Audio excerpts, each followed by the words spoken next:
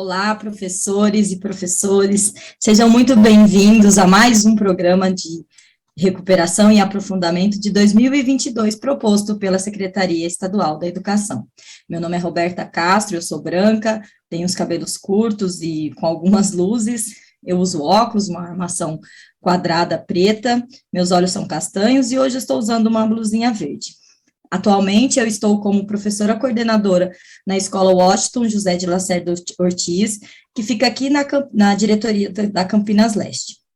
Vale ressaltar que o programa de recuperação e aprofundamento, ele tem como principal objetivo proporcionar ao estudante a possibilidade de aprender aquilo que é essencial para seguir sua trajetória no ano seguinte. Um dos pilares é a formação dos professores, tendo em vista o aprimoramento do trabalho didático. Agora eu vou compartilhar os meus slides para a gente iniciar a nossa formação.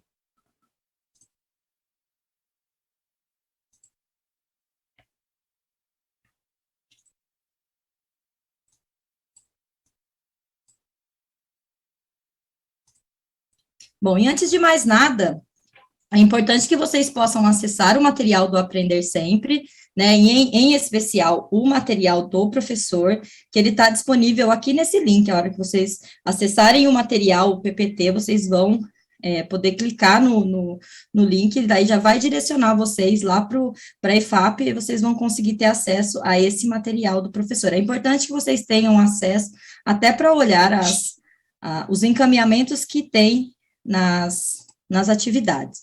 E o nosso objetivo de hoje, o nosso encontro de hoje, ele foi separado em quatro objetivos, né, 4 momentos que a gente vai ter hoje. Então, o primeiro deles, a gente vai recuperar a formação a formação anterior, né, da sequência didática 4, que nós falamos um pouquinho sobre o pensamento geométrico, antes da gente pensar hoje, né, que hoje a gente vai entrar em um outro tipo de pensamento. Nós vamos apresentar algumas ideias, né, que compõem o pensamento estatístico e alguns dos aspectos que possibilitam o avanço do conhecimento estatístico. Nós vamos analisar uma aula da sequência didática 5, identificar o tipo de pensamento estatístico apresentado, e, por último, nós vamos discutir algumas sugestões para que vocês possam ter o trabalho na ATPC na hora do desdobramento, pensando no pensamento estatístico, ok? Então, a nossa agenda, ela está separada assim, nesses 4 momentos.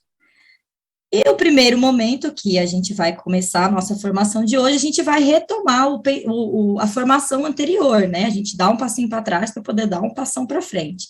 Então, nós vimos lá na SD4, na sequência didática 4, que o freio dental, ele nos afirmava que a geometria ela é composta por 2 grandes campos de conhecimento, que são as orientações espaciais e as formas. E aí, na sequência, eu vou retomar muito brevemente o que cada uma delas representa separadamente, tá?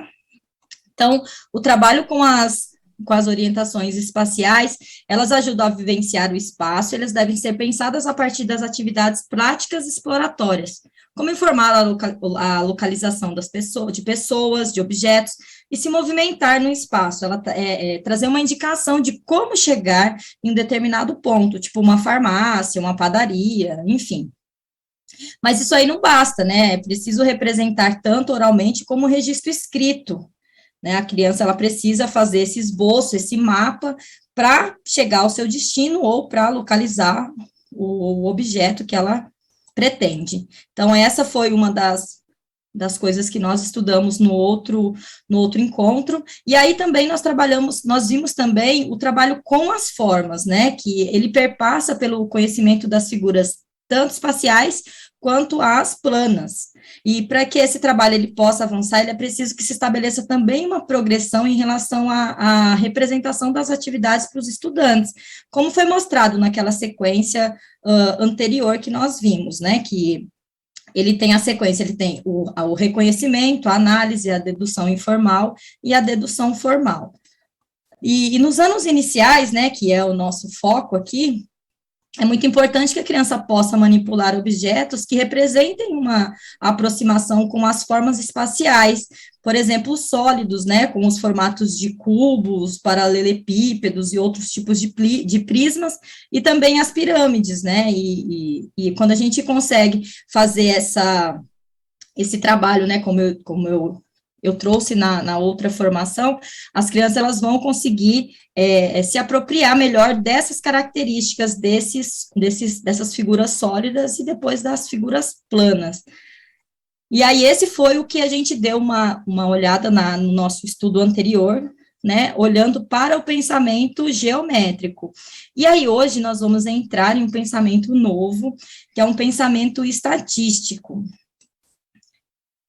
E aí a gente trouxe a parte teórica, como a gente sempre traz, para poder fundamentar isso que nós estamos trazendo para vocês. Então, a literacia estatística, segundo o Garfield, de 1998, essa indicação, né, essa referência bibliográfica, ela está descrita lá no finalzinho dos slides, para vocês poderem fazer a leitura depois. Ela é vista como a capacidade de compreender a linguagem estatística, isso é, utilizar corretamente a terminologia, símbolos e termos estatísticos, de interpretar gráficos e tabelas, e de compreender informações estatísticas apresentadas no meio de comunicação social. Então, quando na leitura de um jornal o aluno compreende o conteúdo publicado, na forma de dados, tabelas e gráficos, não apenas realizando a leitura dos dados, mas compreendendo o que está posto e levantando questionamentos a partir dessas compreensões. É o nível de literacia ou de uso social que entendemos ser o objetivo da escola.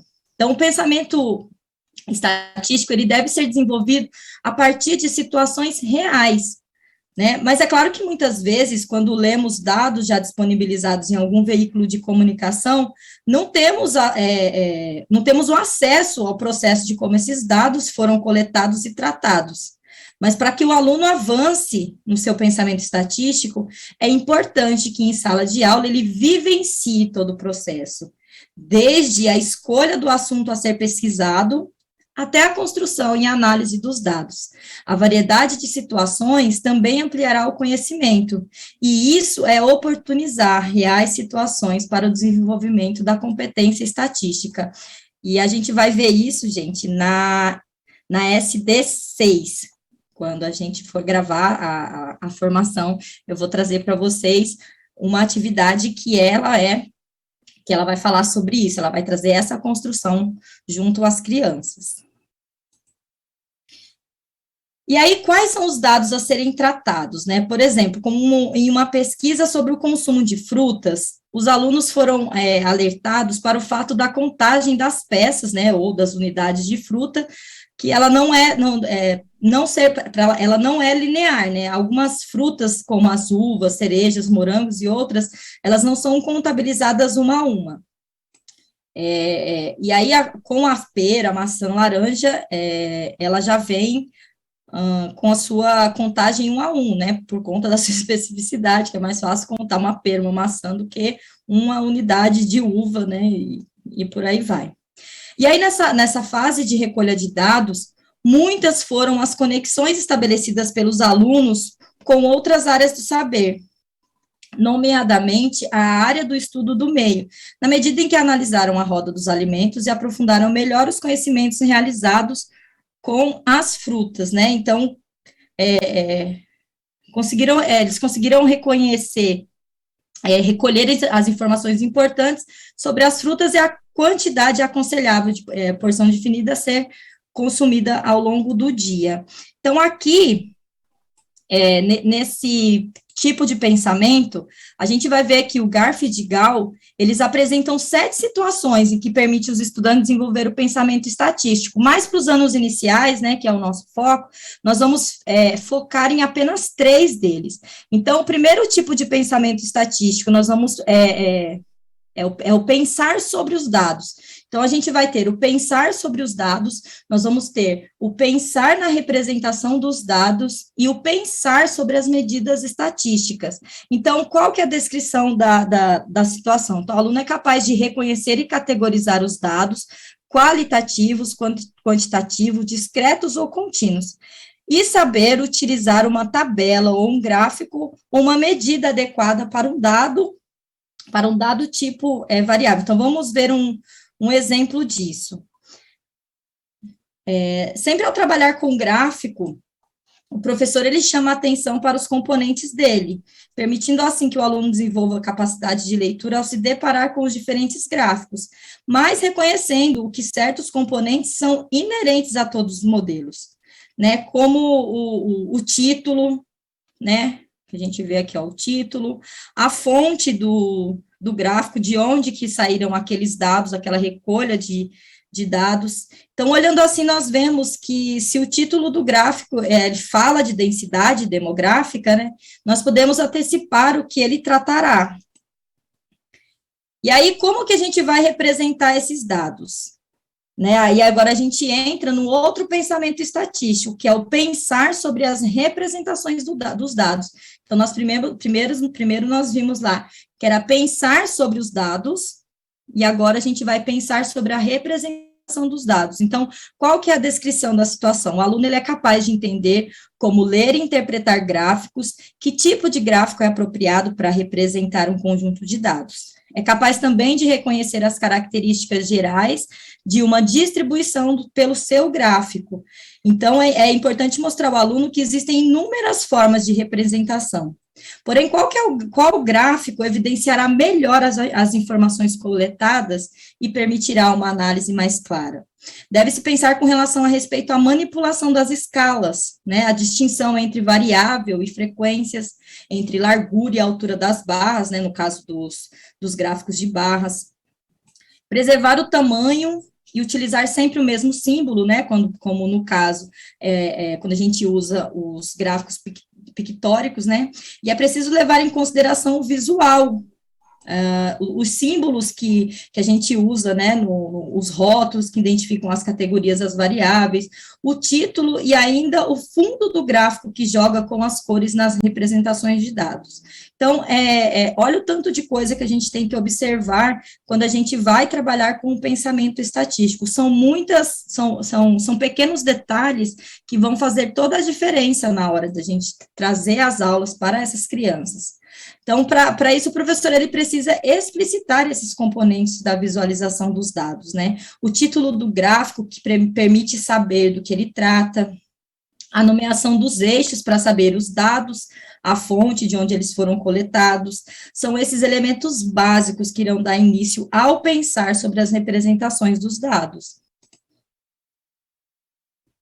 Então, olhando assim, nós vemos que se o título do gráfico ele fala de densidade demográfica, nós já podemos antecipar do que ele tratará. Então, ele fala do número de habitantes por metro quadrado, por quilômetro quadrado, na verdade.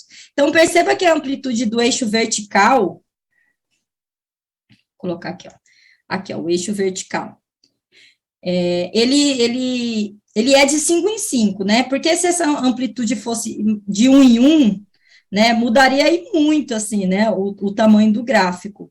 E também nós podemos inferir pelos dados do eixo horizontal, né, que é esse eixo aqui de baixo, que o limite demarcado na faixa máxima é de 25 habitantes. Eu trouxe uma setinha aí para identificar, que é o máximo que tem aí, ó, é de 25, porque o maior número ele é menor do que o 25. Então, por que não foi usado, nesse caso aqui, um gráfico de pizza, né, por exemplo, né? Por que optou-se por um gráfico em barras ao invés de um gráfico em pizza, né? Então, porque a demonstração dos dados, ela em pizza, nesse caso aqui, ela não ficaria clara. Então, existe um tipo de gráfico para cada coisa que a gente vai precisar fazer a representação. Então, essas observações que o docente deve chamar a atenção, ela vai permitir que o aluno visualize essas questões. Então, como eu sempre digo, as boas perguntas que a gente vai fazendo de acordo com a aula que vai acontecendo. E agora a gente entra no último tipo de pensamento estatístico, né, que é o pensar sobre as medidas estatísticas. Então, né, nessa situação, o aluno ele é capaz de entender que as medidas de tendência central e de variabilidade dizem respeito de um conjunto de dados, quais são as medidas mais apropriadas em cada caso e como elas representam um conjunto de dados. Então, sendo assim, os alunos, eles conseguem fazer previsões e justificar com base nos resultados obtidos na primeira fase do trabalho, né? Então, eu tenho os dados dispostos de uma forma que deixa o aluno a ser tratado, deixa o assunto que foi tratado de fácil percepção, né? Então, é possível olhar para os dados e realizar antecipações e previsões, e desse modo realizar intervenções nas situações estimadas. Então, a partir desse gráfico, né, que é a perguntinha que tem aqui, o que podemos concluir e prever, né? Então, olhando para esses dados aqui, o que foi acontecendo ao passar dos anos, né, que ele começa em 1940, 1950, 60, 70, o que aconteceu e como será que estará em 2020, por exemplo, como esteve, né, em 2020, como estará em 2030. Então, você consegue fazer uma projeção do que vai acontecer de acordo com os dados existentes nesse gráfico aí. E agora, nós vamos conhecer e analisar as aulas, né? Então, nessa análise, nós escolhemos as aulas 5 e 6, né? Mas dentro dessa sequência didática, existem três possibilidades de se trabalhar com o pensamento estatístico, tá? Então, a aula 5 e 6, que foi a aula que a gente escolheu, e a aula 9, ela vai trazer o pensamento estatístico. Então, olhando para o pensamento estatístico, nós escolhemos a aula 5 e 6 para visualizarmos de que forma os nossos estudos de hoje, né, que a gente viu, do pensar sobre os dados, do pensar na representação dos dados e no pensar sobre as medidas estatísticas, né, como que isso aí vai se materializar na sequência didática 5, ou especificamente na aula 5 e 6, do material do Aprender Sempre. Então, para dar início, a gente vai olhar para a habilidade, né, que nós focaremos hoje, bem como o objeto de conhecimento, né. Então, a habilidade é a EF 04MA27, que é ler, interpretar e analisar dados apresentados em tabelas simples ou de dupla entrada e em gráficos de colunas ou pictóricos com base em informações das diferentes áreas do conhecimento e produzir um texto com a síntese de sua análise.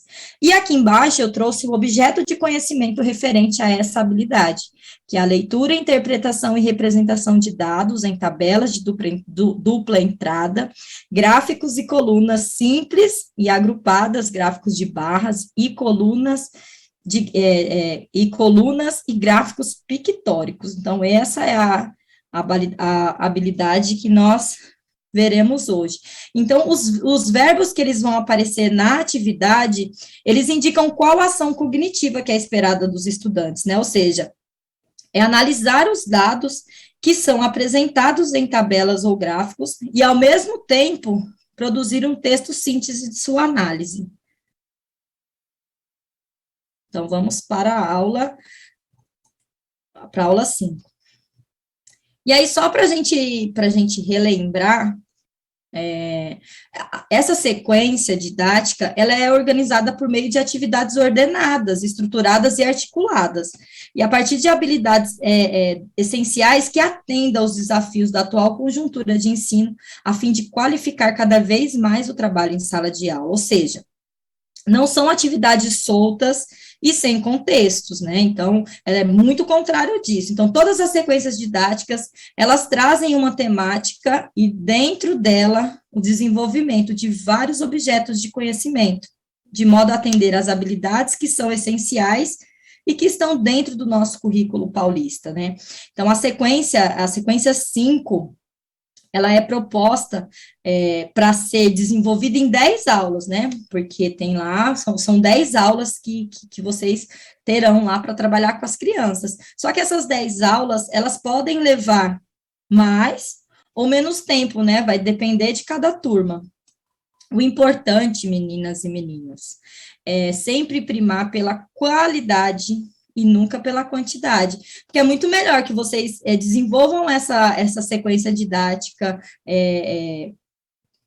utilizando mais do que as 10 aulas, e aí no final vocês verem que as aproximações elas foram profícuas, né, que os objetos de conhecimento foram explorados, né, como se deveria ser, do que vocês usarem as 10 aulas mesmo, às vezes até menos, né, usar mais de 2 aulas, e se a gente olha para os encaminhamentos, né, a gente observa que não tem como você dar 2, 3 aulas seguidas, assim, né, alguns casos muito específicos a gente ainda consegue, mas é muito difícil a gente conseguir dar 2, 3 aulas seguidas, se, obviamente, nós olharmos para o encaminhamento e olharmos para o objetivo que a gente tem na aula. Então, se a gente for fazer de acordo com os encaminhamentos, com o que a gente apresenta o antes, o durante e o depois de cada atividade, né, cada atividade que a gente apresentar para as crianças e fazer junto com elas, vai demandar um pouco mais de tempo. Então, é melhor que vocês façam essas atividades, utilizem mais de 10 aulas para percorrer toda essa sequência didática do que vocês fazerem rapidamente, e aí no final vocês retomarem, porque as sequências, elas voltam depois em outras sequências, né, os mesmos objetos de conhecimento, as mesmas habilidades voltam, e aí vocês percebam que tudo aquelas aulas que vocês passaram com as crianças, elas não conseguiram consolidar as habilidades, ou as aproximações não foram muito bem feitas. Então, primem sempre pela qualidade, nunca pela quantidade. Fica a dica aí. Então, a nossa sequência didática, o nome da aula, da sequência é Compras no Mercado Municipal e uma gincana escolar. Então, é aquela parte, como eu disse no início, né, que as atividades, elas são, né, organizadas, elas têm uma sequência, tem uma estrutura, elas são articuladas e não são fora do contexto, não são atividades soltas que tem lá no meio. Então, está muito bem articulada. Então, nós vamos agora para a aula 5 e 6, compras de castanhas e nozes. Como acontece em várias situações do material, nós temos uma situação central, né, que aí essa situação central, ela vai se desdobrar em várias perguntas, né, a fim de que os alunos se aproximam e reflitam sobre a habilidade proposta, né, e os objetos de conhecimento. Então, por isso que é mais importante do que as respostas das crianças são as boas perguntas, né, que a gente pode fazer com elas. Então,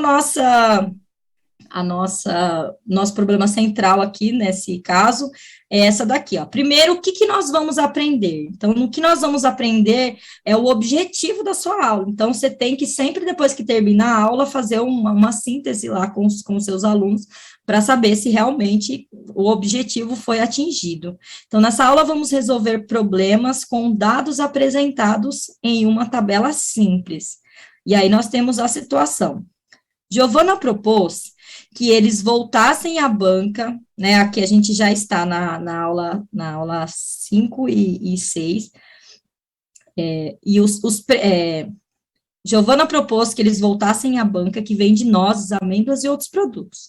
Os preços dos produtos estavam indicados nas placas, mas também constam em um cartaz com os preços correspondentes a 100 gramas e a 1 quilo. Observe o cartaz e responda às questões. Então, aqui eu trouxe o cartaz para a gente olhar.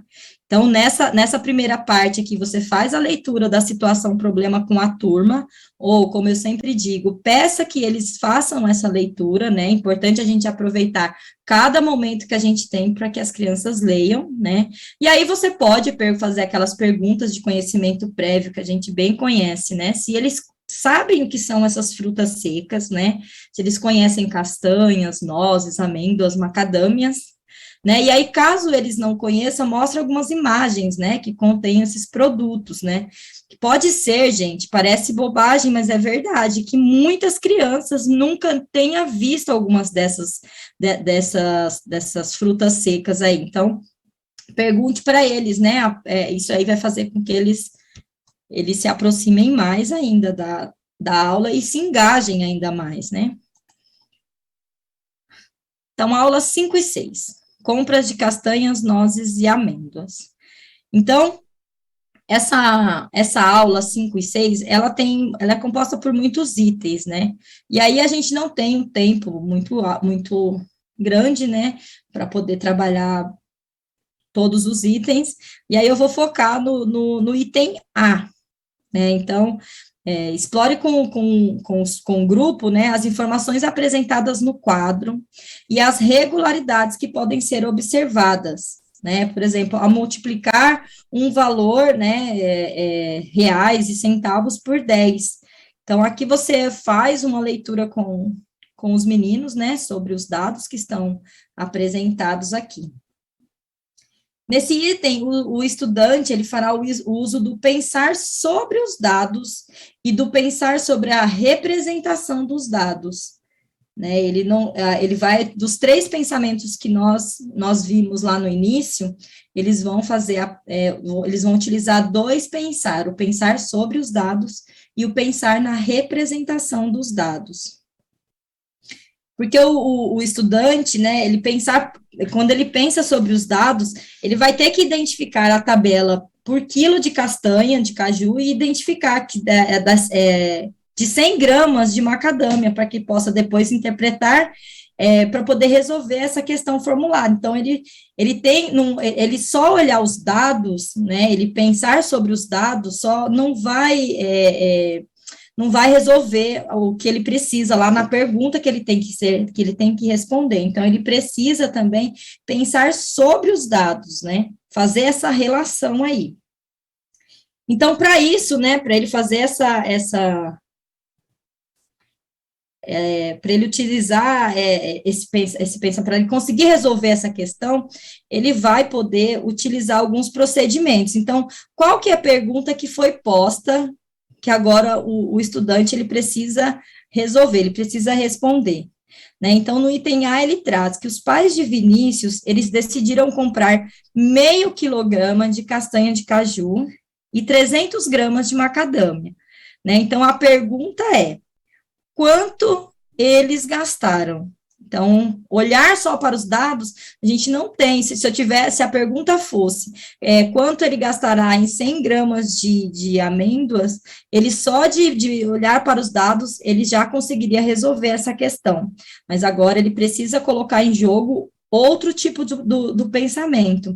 Então, o que ele pode fazer? Quais as relações que ele pode estabelecer? Então, para descobrir o valor de meio quilo de castanha de caju, ele pode pensar assim, ó, 1 quilo custa R$ 78,00, e aí meio quilo, que é a metade de 1 quilo, deve custar a metade, ou seja, R$ 39,00.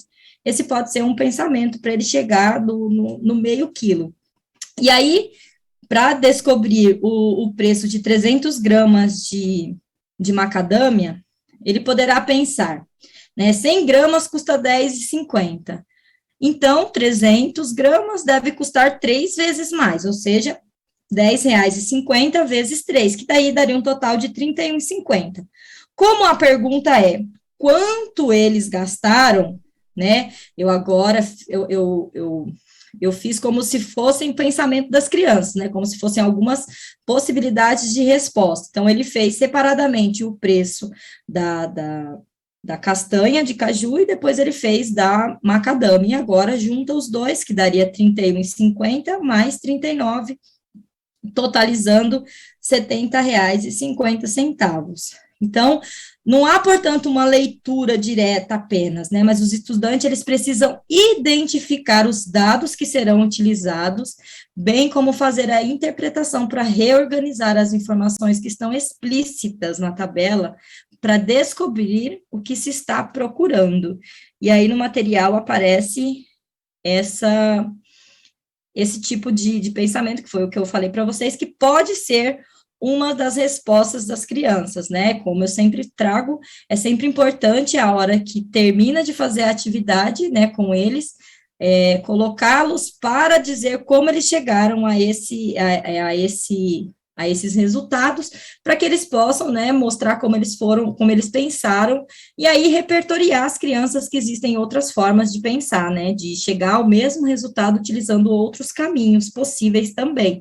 Então, a parte da socialização e interação, ela vai contribuir bastante para a compreensão melhor dos estudantes na hora da sua aula, tá bom?